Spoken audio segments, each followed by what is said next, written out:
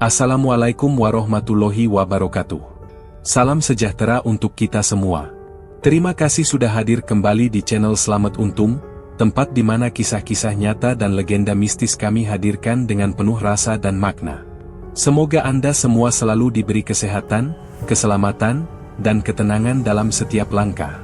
Dukung terus channel kami dengan cara subscribe, like, dan aktifkan loncengnya, agar Anda tidak ketinggalan cerita-cerita pilihan yang akan terus kami sajikan. Mari kita mulai ceritanya. Afrilia membuka mata saat jam dinding di RSUD Bagas Waras menunjukkan pukul 4. Ruangan terasa bersih, detak alat teratur, dan infus menarik kulitnya saat ia bergeser. Perutnya kosong, tenggorokan pahit, dan bau antiseptik tidak pergi. Ingatan semalam datang mendadak. Janin tidak ada. Rumah tangga selesai. Dua hal hilang dalam satu malam. Ia menatap langit-langit yang putih dan merasakan udara dingin menempel di kulit lembab. Di sudut pikirannya muncul dorongan untuk mencari hangat dari lengan yang dekat, lalu ia menolak dorongan itu karena harga diri perlu dijaga. Perawat Laila masuk dengan catatan. Ia memeriksa tekanan darah dan suhu. Ibu baru selesai kuret. Rahim dibersihkan karena janin tidak utuh. Sekarang istirahat, katanya. Afrilia menelan ludah yang serak. Kenapa bisa terjadi? Saya tidak minum obat aneh, tanyanya pelan. Kami tidak bisa pastikan penyebab. Yang penting ibu stabil, jawab perawat Laila. Ia merapikan selimut, mengecilkan lampu, lalu pamit. Pintu menutup pelan dan suara mesin kembali memimpin. Afrilia melirik ke lantai. Di sudut, kasur gulung masih tergelar. Kevin tidur miring dengan jaket menutup dada. Kehadirannya menenangkan sekaligus mengganggu. Ia ingat ketika mobil berbelok dan tangan Kevin menahan bahunya agar tidak jatuh. Sentuhan itu sederhana tetapi menempel. Ada rasa ingin diam di situ dan itu membuatnya marah pada diri sendiri. Tubuhnya diserang sakit, pikirannya remuk, dan ia tidak butuh rasa yang bisa dibaca orang. Ia menarik napas dan menatap tembok agar pikirannya kembali lurus. Detak alat terdengar tipis. Jantungnya sesekali berlari lalu kembali patuh. Ia ragu harus membangunkan Kevin atau membiarkannya tidur. Bibirnya kering dan ia ingin minum, tetapi malas bergerak. Wajah Syahrul muncul di kepala. Kata talak yang dingin membuat tengkuk kaku. Ia takut kabar ini sampai ke Bu Fatimah dan Pak Nur Hadi tanpa kendali. Ia tidak ingin melihat tatap mata yang kecewa. Ia juga takut pada pertanyaan tetangga di Ganti Warno. Kevin bergerak dan duduk. Ia menatap Afrilia dari jarak beberapa langkah. Kau sudah sadar? Bagaimana rasanya? Tanya Kevin pelan. Pusing. Tolong jangan terlalu dekat, jawab Afrilia. Aku hanya mau ambilkan air, kata Kevin. Taruh di meja. Aku bisa sendiri, ucap Afrilia. Kevin menuang air lalu meletakkan gelas. Maaf kalau semalam aku panik, katanya. Aku tidak ingin ada masalah. Mulut orang cepat, jawab Afrilia. Aku mengerti. Aku di sini kalau kau butuh, kata Kevin. Yang kubutuhkan jarak yang jelas, ucap Afrilia. Afrilia menegakkan punggung. Nyeri halus naik turun di perut. Kain rumah sakit menempel ketat di kulitnya. Ia sadar lehernya butuh sandaran, tetapi ia menolak jika harus mengambil sandaran dari tubuh laki-laki yang bukan suami. Ingatannya memunculkan pelukan Syahrul dan membuat dada sesak. Ia menatap jari jemarinya dan memaksa tenang. Ia ingin mandi agar tubuh netral, namun semua terasa merepotkan. Kevin berdiri di dekat jendela. Kalau kau ingin aku pergi, bilang. Aku tunggu di koridor, ucapnya. Jangan pergi jauh. Tapi jangan dekat-dekat, kata Afrilia. Baik. Aku duduk di kursi dekat pintu, jawab Kevin. Ia menarik kursi dan duduk. Aku tidak akan menyentuhmu, katanya. Afrilia mengangguk tanpa menoleh. Kulitnya masih mengingat tekanan jemari dari perjalanan tadi malam. Ia kesal pada tubuhnya yang menyimpan sisa rasa dan tidak mau hilang hanya dengan niat. Pintu kembali terbuka. Perawat Laila mengecek infus dan memastikan obat nyeri sudah masuk. Jika sakit bertambah, tekan bel, ucapnya. Suster, jangan dulu beritahu orang tua saya, kata Afrilia. Baik. Tapi suatu saat keluarga harus tahu, jawab perawat Laila. Setelah suster pergi, kamar kembali sepi. Langkah di koridor menjam. Afrilia menarik selimut sampai dada. Perutnya terasa kosong. Ia menatap meja kecil dan bayangan gelas yang goyah karena tangannya bergetar. Kepalanya penuh suara yang saling bertabrakan. Ia ingin meminta Kevin tetap di kamar, tetapi ia juga ingin udara yang bersih dari tatapan laki-laki. Ia butuh teman bicara, tetapi ucapan bisa berubah jadi bahan gosip. Kevin, panggilnya lirih. Ya, jawabnya. Terima kasih sudah menolong. Tolong jaga jarak. Aku tidak kuat kalau jadi bahan omongan, kata Afrilia. Aku mengerti, ucap Kevin. Detak alat terdengar paling jelas. Afrilia memejamkan mata, menahan rasa di dada, dan tidak tahu harus memeluk siapa agar tubuhnya berhenti gemetar. Ia mendengar bunyi roda troli lewat di koridor, lalu hening lagi. Udara dingin dari sela tirai membuat tengkuk kian kaku. Ia menekuk lutut sedikit, menahan nyeri yang timbul tenggelam. Matanya terbuka, tetapi pikirannya tidak menemukan tempat untuk berhenti. Ia tetap terjaga. Sendiri, ia menarik napas pendek dan menahan sakit. Afrilia tetap terjaga. Dingin dari sela tirai menempel di tengkuk, dan getaran halus di tangan belum hilang. Ketika pagi datang, cahaya masuk lewat jendela. Perawat Laila memeriksa infus dan luka kuret, mencatat hasil, lalu menyiapkan bubur dan obat. Afrilia mencium uap bubur dan perutnya mual. Ia menoleh, menutup bibir, dan memalingkan wajah agar tidak muntah. Laila menyodorkan air, lalu memberi waktu. Kevin bangkit dari kursi dekat pintu. Ia mengambil nampan, menuang air hangat, dan berdiri di sisi ranjang. Afrilia menahan diri agar tidak mundur. Bau sabun dari kulit Kevin masuk ke hidungnya, memancing rasa yang ia lawan. Laila memintanya menelan obat. Afrilia mengangguk, tetapi tangannya gemetar saat meraih gelas.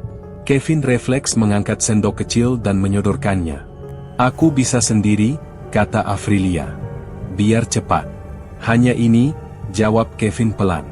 Jangan terlalu dekat, ucap Afrilia. Maaf. Aku jaga jarak, kata Kevin, lalu menurunkan tangan. Perawat Laila memastikan obat tertelan, kemudian merapikan selimut. Coba makan sedikit. Tubuh butuh tenaga, ujarnya. Nanti. Saya tahan mual, kata Afrilia. Kalau begitu saya kembali saat jadwal berikut, ucap Laila. Setelah pintu tertutup, kamar sepi lagi. Detak alat terdengar jelas, dan kipas ventilasi menggesek pelan. Afrilia menatap nampan yang masih penuh. Lidahnya pahit. Perutnya kosong tetapi menolak diisi. Pikirannya melompat ke nama Syahrul, lalu berhenti pada kata talak. Dadanya menegang. Ia menarik selimut menutup paha. Kain rumah sakit kasar. Kulitnya sensitif, mudah merinding ketika udara menyentuh. Ia sadar tubuhnya mencari hangat. Ia menegakkan punggung, menjaga napas agar stabil. Kevin duduk lagi, tetapi matanya tidak pergi dari wajah Afrilia. Aku ingin kau kuat, katanya. Kuat bukan berarti butuh sentuhanmu, jawab Afrilia. Aku tidak bermaksud mengambil apapun. Aku hanya ingin kau tidak jatuh, kata Kevin. Mulut orang tajam. RW dipimpin Pak Rokim. Mereka sigap kalau ada bahan omongan, ucap Afrilia.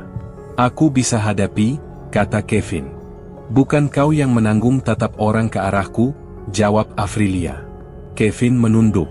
Aku menyayangimu, ucapnya pelan. Afrilia memejamkan mata. Kata itu panas. Ia marah karena tubuhnya merespons. Ia menahan dorongan untuk menggenggam lengan yang dekat. Ia ingat Bu Fatimah, ingat Pak Nur Hadi, dan ingat Pasar Wedi dengan mata yang menilai. Jangan ucapkan itu di sini, katanya. Aku serius, kata Kevin. Keseriusanmu tidak mengurangi risikonya, ucap Afrilia. Kamar tidak hangat. Detak alat sedikit cepat, lalu normal. Bayangan tirai bergerak kecil. Afrilia menatapnya, mencoba tenang. Hawa di kulitnya naik turun.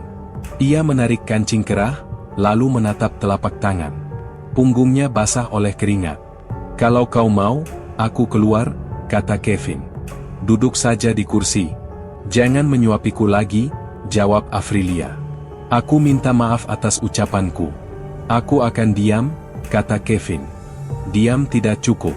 Hentikan tatapan itu, ucap Afrilia. Aku akan menunduk, jawab Kevin, lalu memalingkan wajah. Afrilia menelan 1 sendok bubur. Lidahnya menolak, tapi ia memaksa. Obat membuat hangat di perut. Ia menyeruput air, lalu menyandarkan bahu. Ia tidak ingin pingsan di depan Kevin. Ia ingin terlihat mampu. Di kepalanya, suara Bu Marni terbayang dengan nada menilai. Ia menggigil, bukan karena dingin, tetapi karena takut pada kabar yang berlari lebih kencang daripada langkahnya. Detik berlalu. Suara sepatu roda melewati koridor lalu hilang. Afrilia menata napas dan meraba pinggang nyeri. Ia menatap pintu yang tertutup. Jangan telepon siapapun, katanya. Aku tidak akan telepon siapapun, jawab Kevin. Kau akan jaga jarak, ucap Afrilia. Aku akan jaga jarak, kata Kevin. Kamar kembali tenang. Afrilia menajamkan pendengaran. Ada desis ventilasi, ada irama alat, ada rintik menabrak kaca. Kulitnya merinding tanpa sebab. Ia tidak ingin percaya pada apapun selain lelah. Ia memejam, lalu membuka mata lagi karena dada berdebar. Ia mengatupkan bibir agar tidak memanggil siapapun. Ia tetap diam, menahan debaran yang belum turun, dan membiarkan pagi berjalan. Detak alat di kamar Afrilia masih menempel di telinga saat aku menutup pintu dari dalam. Udara dingin menggaruk kulit dan kursi di dekat ambang menjadi tempatku menahan gemetar. Pagi sudah terang, namun kepalaku berat seperti tidak punya ruang kosong. Pandanganku jatuh pada lantai licin, dan ingatan menarikku pulang ke rumah besar di pinggir Klaten. Rumah itu tidak pernah sepi, tetapi tidak memberiku arah. Tempat tidur lebar dan lemari penuh, sementara dadaku selalu terasa sempit. Sejak remaja ibuku menolak urusan ibadah. Ia tidak suka aku ke masjid atau belajar mengaji. Kamu makan yang cukup saja, hidup itu kerja, katanya datar. Ayah sibuk di pabrik bagian pengadaan dan jarang pulang sebelum malam. Kalau sudah besar ikut bantu perusahaan, ucapnya singkat. Aku tumbuh tanpa pegangan, bebas mengambil keputusan, dan bebas juga merusak ritme hari. Begadang menjadi kebiasaan, pulang dengan mata panas, lalu tidur pagi tanpa ada yang bertanya mengapa. Aku tidak tertarik pada perempuan. Teman mengajak nongkrong, menepuk bahu, dan mengenalkan gadis dari kampus. Pilih saja satu, masa tidak ada yang pas, kata mereka sambil tertawa. Aku tersenyum sopan, namun di dalam kepala tidak ada bunyi. Wajah cantik tidak menarikku maju. Sentuhan tangan tidak menyalakan tubuh. Aku mulai malu ketika candaan menjadi rutinitas. Aku menatap cermin dan mempertanyakan apa yang salah. Jawaban tidak keluar, hanya rasa malas untuk berpura-pura tertarik. Orang tua kemudian mengatur pertunangan. Calon pertama datang dengan keluarga lengkap dan senyum yang rapi. Anak saya penyabar, kata ibunya. Aku mengangguk tanpa rasa. 2 bulan kemudian, kabar putus datang lewat pesan singkat. Calon kedua berhenti seminggu setelah pertemuan keluarga. Calon ketiga bertahan sampai rencana foto, lalu berubah pikiran. Rumah menjadi tegang. Ibuku menatapku seperti menunggu pengakuan. Ayah mengajakku berkendara jauh dan berkata, kita ke dokter, biar jelas. Di ruang praktik pertanyaan datang berurut. Riwayat, kebiasaan, lalu pemeriksaan. Kamu baik-baik saja, kata dokter setelah selesai. Di parkiran ibuku berbisik, jangan aneh-aneh, malu keluarga. Aku mengangguk tanpa tahu apa yang harus diubah. Aku menuruti saran teman. Menonton tayangan dewasa, datang ke pesta, dan mencoba mencium gadis yang duduk terlalu dekat. Rasanya kaku dan hampa. Bibir bergerak, tetapi dada tidak menanggapi. Gadis itu pergi dengan tatap kecewa. Malam-malam berikutnya tidak ramah. Pendingin menyala, tetapi kulit tetap basah oleh keringat. Ada rambut menyentuh pipi, ada telapak menekan dada, ada nafas hangat di leher. Aku membuka mata, kamar tetap rapi. Lampu menyala, lampu padam, namun bayangan tidak ikut pergi. Aku dewasa, tetapi kalah oleh malam. Semakin aku menolak, semakin dekat ia datang. Aku menutup telinga, namun detak jantung justru semakin keras, membuatku duduk sampai subuh. Pagi hari ibuku mengetuk pintu. "Sarapan, nanti ada tamu," katanya. Aku turun dengan baju rapi. Tamu itu membawa profil seorang gadis lagi. "Anaknya rajin," kata ibunya. "Beri kesempatan," ucap ayah menatapku. "Kau juga harus berubah," tambah ibu menekan suara. Aku menjawab pelan, "Aku berusaha." Mereka menatapku lama, seperti menilai dinding. Aku ingin segera selesai dari meja makan dan kembali ke kamar untuk duduk sendirian sampai dada lebih tenang. Malamnya aku mencoba berdoa. Bibir bergerak kaku, kata patah-patah. Aku menatap sajadah lalu menoleh ke ranjang. Sunyi menebal, bulu lengan berdiri meski jendela tertutup. Aku menarik selimut sampai leher dan memaksa mata terpejam, tetapi ada yang mendekat. "Kevin," suara lembut memanggil di sisi kepala. Aku tidak menjawab, hanya menahan napas sampai dada perih. Jam di meja bergerak pelan. Kembali di kursi kamar rumah sakit, aku menatap pintu tertutup dan mengatur napas, berusaha tidak terlihat gemetar di depan Afrilia. Getar di kulit belum pergi, dan aku memilih diam. Itu satu-satunya cara yang bisa kutahan. Malam datang lagi di kamar yang sama, tirai menutup rapat, dan lampu redup menyorot ranjang. Saat mataku mulai berat, napas hangat menyentuh telinga.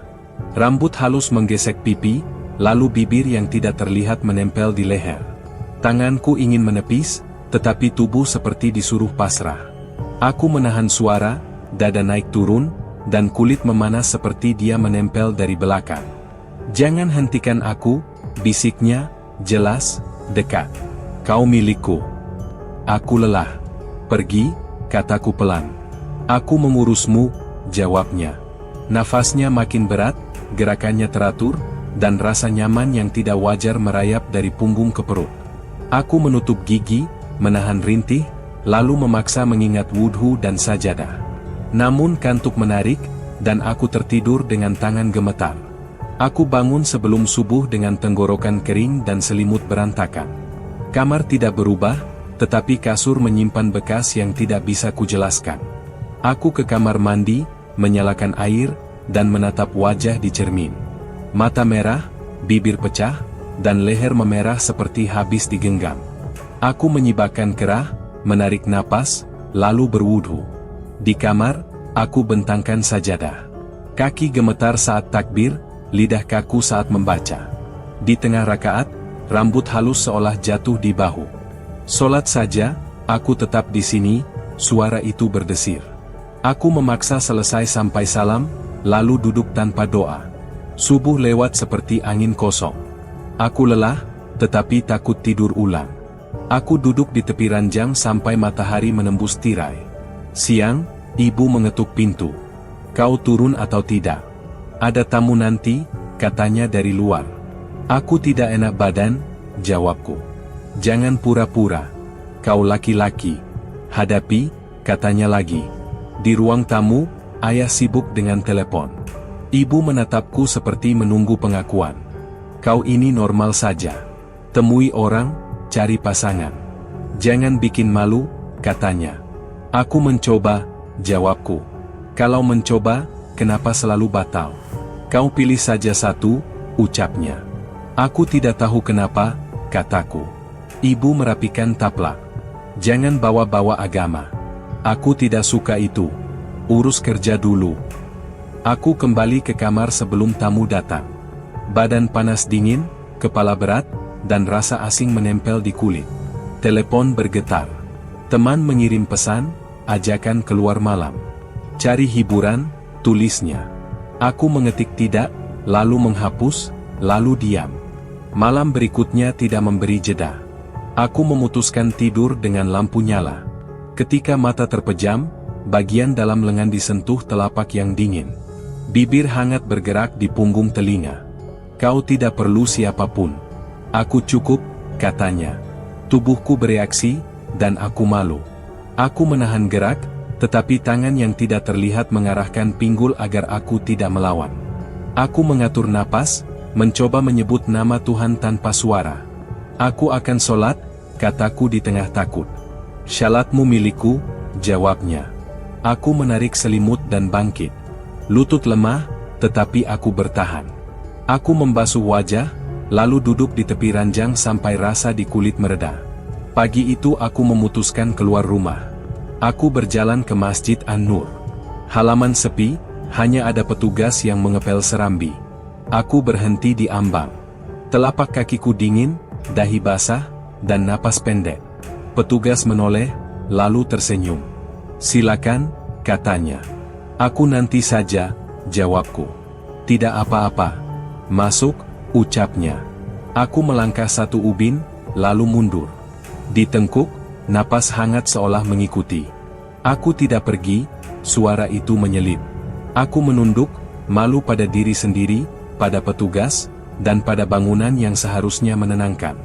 Aku berbalik dan berjalan pulang dengan tangan mengepal. Di rumah, ibu duduk di meja makan. Kau dari mana? Tanyanya tanpa menoleh. Keluar sebentar, jawabku. Jangan aneh-aneh, katanya. Aku kembali ke kamar. Siang bergeser lambat. Aku mematikan ponsel, menutup gorden, dan duduk di lantai. Aku tidak ingin tidur, tapi mata memaksa. Ketika kelopak menurun, ada bayangan menyentuh bahu dari belakang, pelan tapi jelas. Kulitku merinding, dan dadaku kembali berdegup keras. Aku memeluk diri, diam, menunggu jantung turun sambil menahan rasa yang tidak bisa kutolak atau kubenarkan. Getar di dada belum turun ketika aku memutuskan keluar rumah dan mencari alamat Pak Marzuki. Jalan kampung masih basah, angin pagi menusuk kulit, dan telapak tangan berkeringat sejak dari pagar. Rumahnya kecil dengan teras sempit. Di ruang tamu sederhana ada tikar, meja rendah, dan 2 gelas air putih. Suasana tenang justru membuat leherku tegang. Aku duduk, menunduk, dan mencoba menata napas yang pendek dan patah. Pak Marzuki datang membawa senyum yang tidak berlebihan. Ia duduk di depanku, menatap tanpa menghakimi, dan menyilakan aku bicara. Aku menjelaskan malam-malam yang tidak ramah, sentuhan di kulit, bisik dekat telinga, dan rasa nyaman yang muncul tanpa izin. Aku juga cerita tentang rumah yang dingin, ibu yang menolak urusan agama, dan ayah yang sibuk. Lidahku kering saat menyebut mimpi yang menyebut diri sebagai istri. Kau siap dibacakan? Tanya Pak Marzuki. Aku takut, kataku. Takut wajar. Ikuti saja, ucapnya. Apa ini akan menyakitkan? Tanyaku. Mungkin tidak enak. Tapi kita ikhtiar, jawabnya. Ia meminta aku duduk tegak. Tangan di paha, mata setengah terpejam, dan air putih disiapkan di sisi kanan. Bacaan dimulai pelan lalu naik. Di baris pertama telapak tanganku bergetar. Di baris kedua perutku mual. Di baris ketiga mataku panas dan ingin menangis. Leherku kaku. Kulit punggung terasa seperti diusap dari bawah ke atas, pelan namun menguasai. Nafas di telinga muncul lagi, lebih dekat daripada yang pernah kualami. Berhenti, suara itu menyelip di kepala, tajam dan jelas.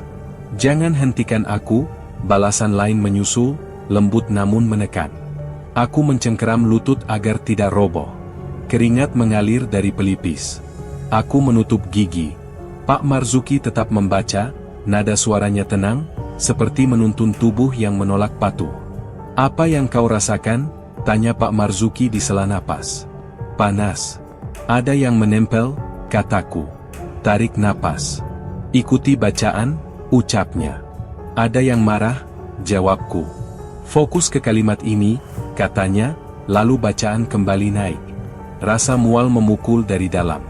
Tanganku ingin meraih sesuatu untuk didekap, namun aku takut pada diriku sendiri. Aroma rambut halus terasa di hidung. Kulit perut bergerak kecil mengikuti sentuhan yang tidak terlihat.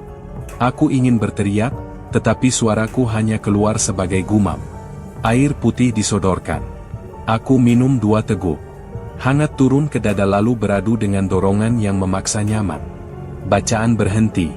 Pak Marzuki menarik napas, lalu memandang lurus. Ia mengambil waktu sebelum bicara, seolah memberiku ruang untuk kembali menempel di kursi. Aku mengusap leher dan menahan gemetar.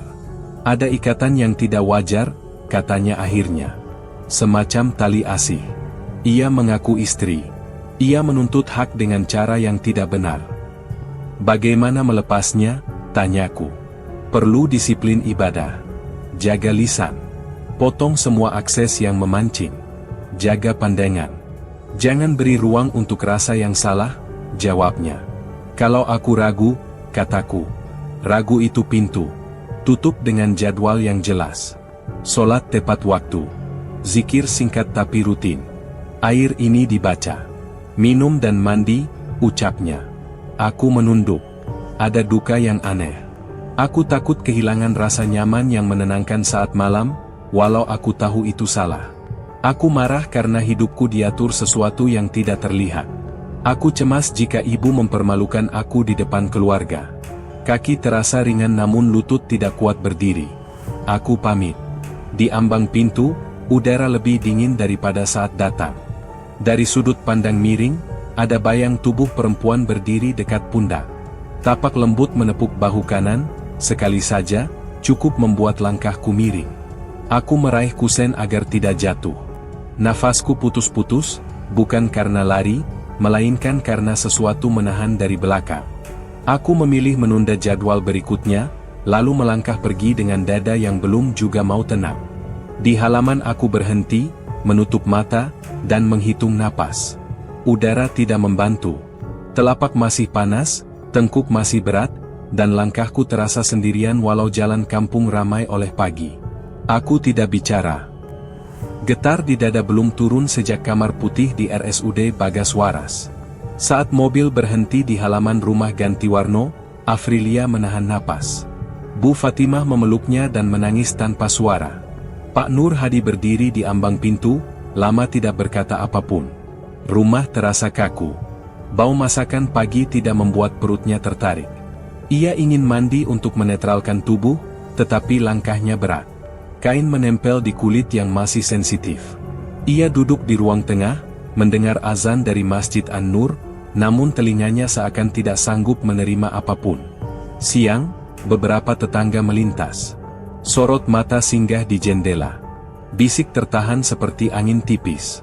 Bu Marni datang membawa sup dan mengelus punggungnya sebentar. Makan sedikit, katanya. Terima kasih Bu, jawab Afrilia pelan. Di beranda, Pak Rokhim menanyakan kesehatan lewat ayah. Suasana rumah tidak heboh, tetapi setiap bunyi kecil terasa menekan. Ponsel Afrilia bergetar.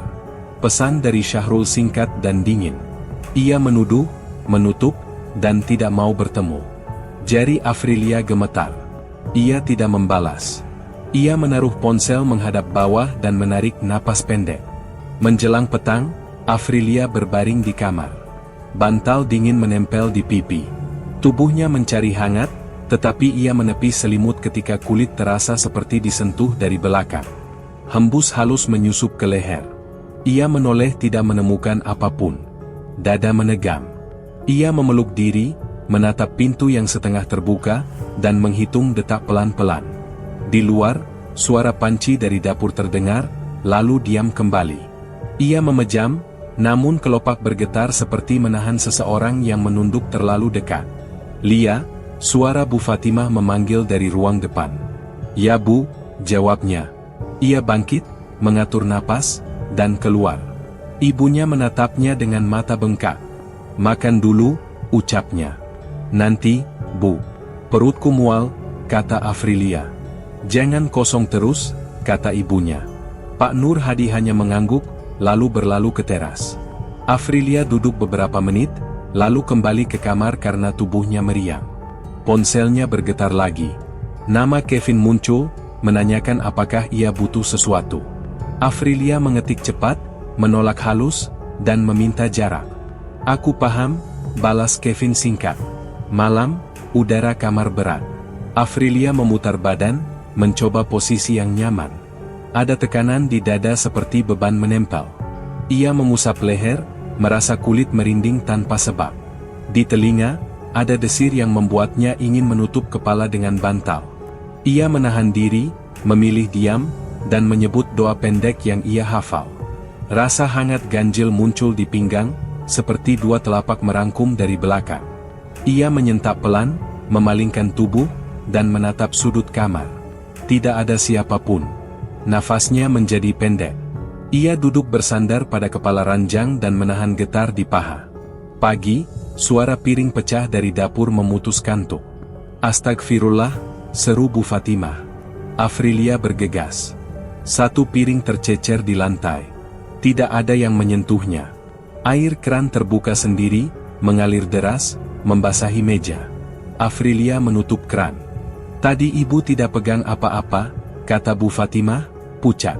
"Mungkin jatuh sendiri," kata Afrilia, mencoba tenang. Mereka membersihkan pecahan sambil saling berpandang tanpa kata. Setelah itu Bu Marni muncul di pintu belakang. "Hati-hati dengan omongan tetangga," katanya pelan. "Saya tahu Bu," jawab Afrilia. Di siang yang lembab, Afrilia menjemur baju dengan tangan bergetar. Nama Syahrul lagi-lagi muncul di ponsel. Tuduhan sama. Kalimat pendek. Tidak ada ruang untuk penjelasan. Afrilia duduk di kursi plastik dan menahan air mata. Ia ingin meminta Kevin datang, tetapi ia menahan jari. Ia tidak ingin menambah bahan cerita. Ia merasa sendirian di rumah yang ramai. Hanya bunyi kipas dan langkah orang tua yang lalu lalang. Hawa panas dari halaman membuat kulit lengket. Lehernya kembali merinding seperti ada yang berdiri di belakangnya.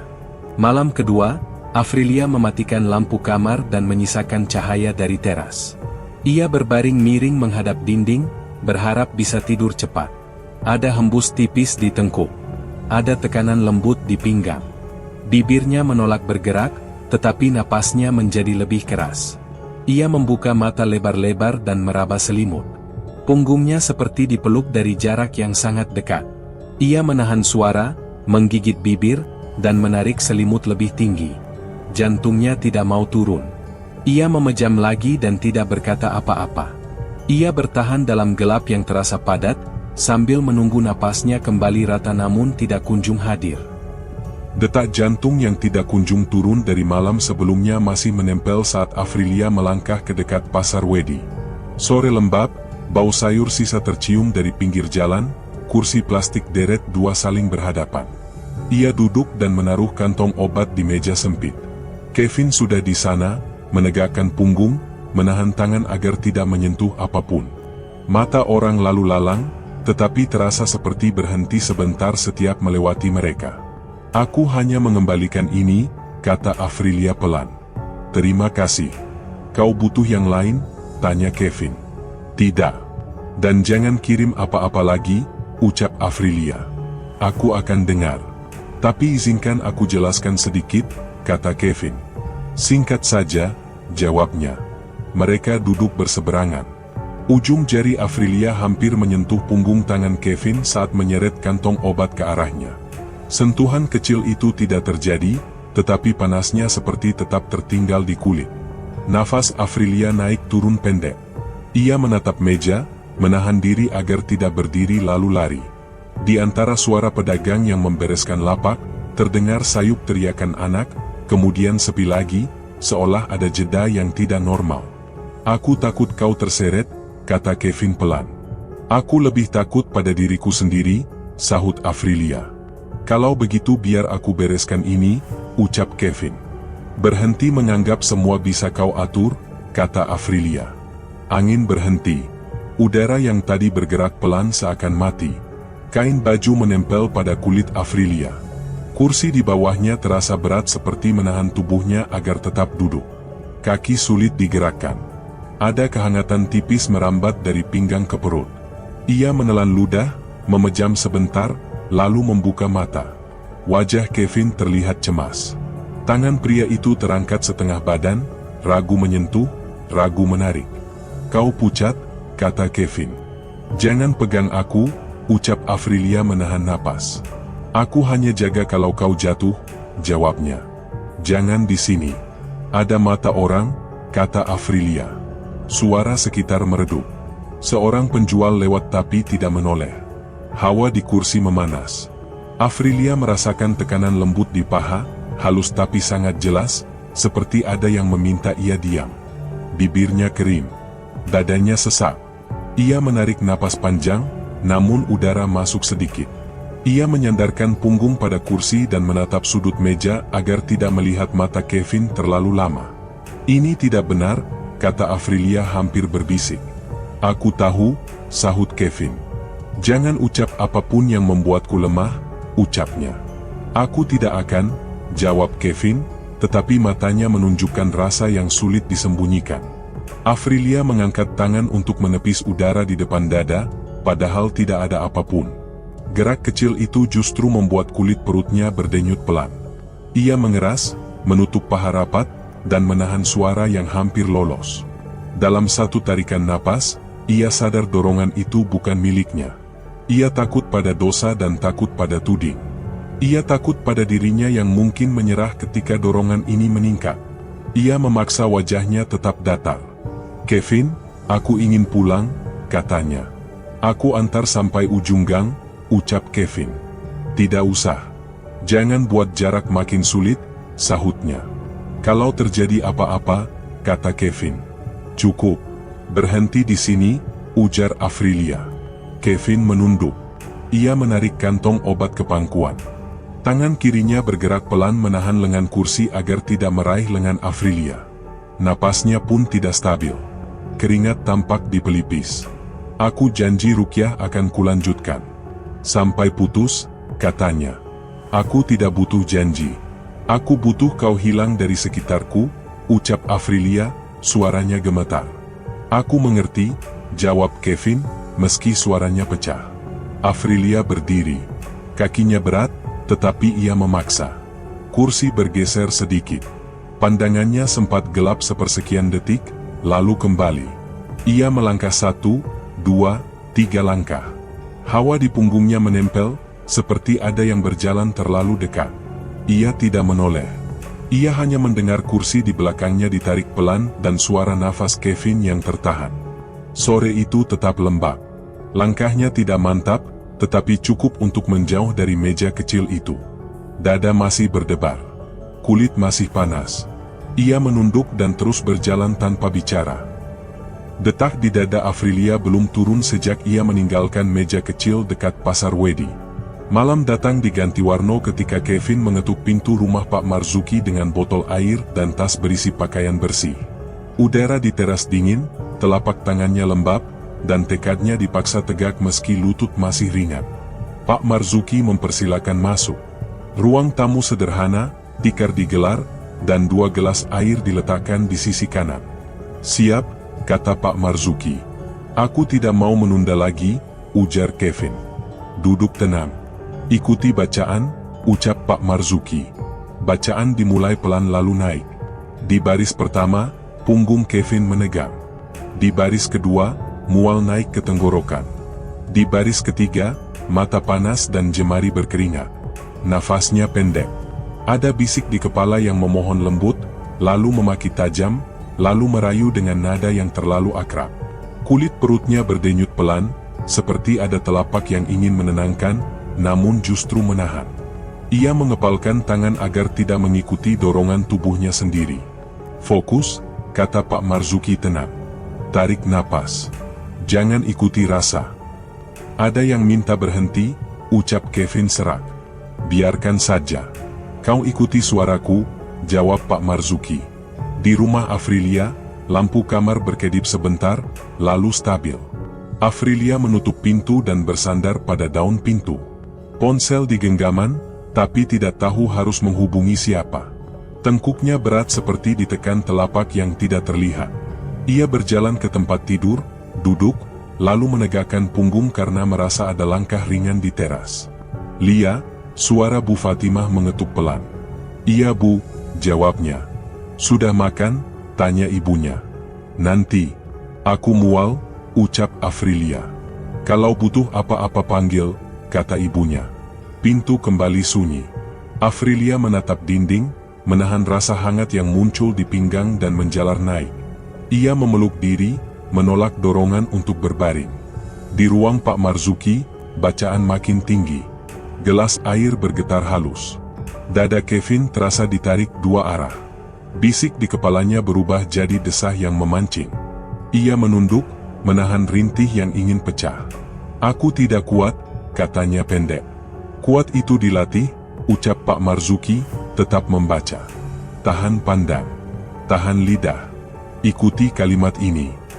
Nafas Kevin putus-putus, namun ia mengikuti. Rasa nyaman yang biasa menenggelamkan pelan-pelan kehilangan arah.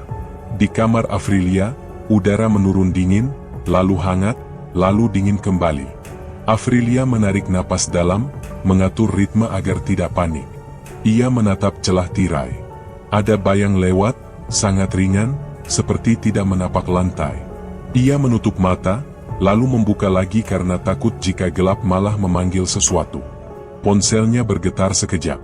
Ia tidak menjawab. Aku bisa sendiri, bisiknya pada diri sendiri, walau dadanya masih berdebar. Kembali ke ruang rukyah, Kevin memegangi paha agar tidak gemetar. Bacaan berhenti pada satu jeda yang panjang. Pak Marzuki menurunkan nada, kemudian menutup doa. Minum, katanya. Kevin meneguk air. Hangat turun ke dada, beradu dengan sisa dorongan yang belum pergi. Ada ikatan yang minta hak, ujar Pak Marzuki. Kau jaga wirid. Jaga pandang. Jangan temui Afrilia sampai keadaan stabil. Kevin mengangguk, masih menunduk. Kau sanggup? Tanya Pak Marzuki. Aku akan mencoba, jawab Kevin. Ia berdiri. Lututnya lebih kokoh daripada saat datang. Di ambang pintu tidak ada tepukan di bahu seperti sebelumnya. Hanya dingin yang wajar dari halaman. Ia mengucap terima kasih, lalu melangkah keluar tanpa menoleh. Jalan kampung sepi. Angin menyentuh kulit tanpa maksud. Ia pulang dengan napas yang tidak lagi saling mengejar. Di kamar Afrilia, langkah di teras berhenti. Lampu tidak berkedip lagi. Ia merebahkan diri pelan, menjaga jarak antara pipi dan bantal agar tengkuk tidak seperti dipantau. Matanya terbuka lama, lalu menutup karena lelah. Di tempat lain, Kevin menutup mata untuk pertama kali tanpa pelukan mimpi. Malam berjalan datar, namun dada keduanya belum betul-betul tenang. Mereka diam di dalam rumah masing-masing, menunggu detak melambat, tanpa tahu harus menaruh tangan di mana agar tubuh tidak membaca sinyal yang salah. Detak yang belum benar-benar turun semalam akhirnya tenang di pagi Klaten yang ramai. Afrilia bangun lebih awal, menyiapkan air panas, membantu Bu Fatimah menjemur cucian, lalu menyapu teras. Perutnya masih kosong, tetapi ia memaksa makan roti kecil agar obat tidak melukai lambung.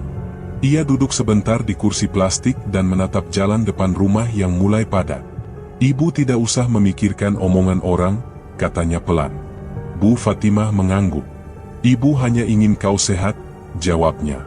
Pak Nur Hadi melewati mereka tanpa banyak kata. Kalau butuh uang untuk ongkos cari kerja, bilang, ucapnya singkat. Terima kasih, Pak, sahut Afrilia. Menjelang siang, Pak Rohim mampir. Ia berdiri di pagar, suaranya rendah dan mantap. Saya sudah minta warga menahan gosip. Kalau ada yang mulai, saya hentikan, katanya. Afrilia menatapnya dengan lega. Terima kasih, Pak, ucapnya. Setelah itu Bu Marni datang membawa pisang rebus. Makan supaya kuat, katanya. Ibu-ibu sudah saya ingatkan. Jangan tambah beban, lanjutnya. Saya hargai itu, Bu, jawab Afrilia. Di dalam rumah, ponsel bergetar. Pesan singkat dari Syahrul masuk tanpa salam, berisi kalimat yang dingin dan tuduhan lama. Afrilia membaca sekali, lalu menghapus. Ia tidak ingin berdebat. Sore hari, Afrilia berkeliling kampung mencari informasi pekerjaan ringan. Ia menawarkan diri untuk membantu di kedai kecil dekat pertigaan, lalu mencatat nomor pemiliknya. Besok saya kabari, kata pemilik kedai. Baik, ucap Afrilia. Saat lewat Masjid An-Nur, ia menahan langkah. Dadanya menegang sebentar, lalu normal. Ia melanjutkan langkah tanpa menunduk. Pundaknya tidak lagi terasa dikejar. Ia menatap hamparan ubin serambi dari jarak aman. Aku bisa lewat sini, gumamnya pelan. Malam mendekat dengan udara yang datar. Ponsel bergetar lagi. Kali ini dari Kevin. Pesan singkat dan sopan. Aku mohon izin menjaga jarak, aku harus menyelesaikan ikhtiar, aku menolak semua ajakan yang rawan, aku patuh pada disiplin yang diajarkan Pak Marzuki. Afrilia mengetik, jarimu tidak perlu menjelaskan, jaga dirimu, jaga lisan, jangan kirim apa-apa lagi. Balasan datang cepat. Baik, aku paham. Afrilia mematikan ponsel dan menarik napas panjang. Sudah cukup, katanya pada dirinya sendiri. Setelah itu ia masuk kamar, membuka laci kecil, dan mengeluarkan sisa benda yang mengingatkan pada kehamilan. Ia melipat satu persatu tanpa banyak suara. Bu Fatimah berdiri di pintu. "Perlu ibu bantu?" tanyanya. "Tidak, Bu. Aku bisa," jawab Afrilia. Mereka saling menatap sebentar, lalu Bu Fatimah menutup pintu dengan hati-hati. Afrilia duduk di tepi ranjang. Ia mengusap perut yang rata dan merasakan nyeri yang tidak menusuk seperti kemarin. "Aku belajar menerima," ucapnya pelan. Di rumah lain yang tidak jauh, Kevin duduk di atas sajadah. Ia menepikan ponsel, menahan mata agar tidak melirik ke layar, dan membaca wirid pendek yang dihafal. Peluh tipis di pelipis mengering. Dada tidak lagi diseret dua arah. Ia menatap dinding kosong dan memilih diam. "Aku akan jaga jarak," katanya pelan. Afrilia berdiri di depan cermin. Ia merapikan kerudung, lalu mematikan lampu kamar dan menyisakan cahaya temaram dari ruang tengah. Ia duduk lagi, menahan napas beberapa hitungan, dan menutup mata. Tidak ada janji besar. Tidak ada kalimat manis. Hanya satu keputusan yang ia pegang tanpa longgar. "Batas itu ada," katanya tegas. Dada menegang sekali, lalu turun sepenuhnya. Pagi berikutnya Afrilia melewati Masjid An-Nur dengan langkah yang sama. Ia membawa tas kecil dan kertas lamaran. Bu Fatimah menyusul di belakang dengan senyum yang lemah tapi cukup. Di sisi lain, Kevin menutup pintu kamarnya setelah wirid. Ia menyimpan ponsel di laci dan tidak menyentuhnya. Mereka berjalan pada jalur masing-masing, tanpa saling mengundang, tanpa saling menyentuh. Luka tetap berjejak, tetapi langkah sudah lurus. Mereka hanya perlu terus bergerak. Terima kasih sudah menyimak sampai akhir. Kisah ini selesai, tetapi jejaknya kita bawa pulang, sebagai pengingat untuk menjaga batas, menimbang kata, dan menata hati. Dukunganmu berarti, 1 like, 1 komentar, 1 subscribe, adalah napas bagi karya berikutnya. Sampai jumpa di cerita selanjutnya. Tetap waspada, tetap berdoa, dan jangan biarkan gelap mengambil arahmu. Wassalamualaikum warahmatullahi wabarakatuh.